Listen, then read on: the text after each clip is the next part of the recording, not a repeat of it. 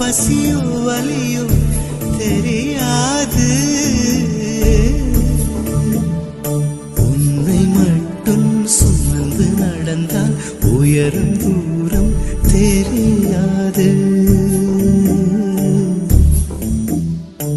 உன்னை மட்டும் சுமந்து நடந்தால் உயரம் தூரம் தெரியாது. உன்மேல் வந்தொரு பூ விழுந்தால் என்னால் தாங்க முடியாது.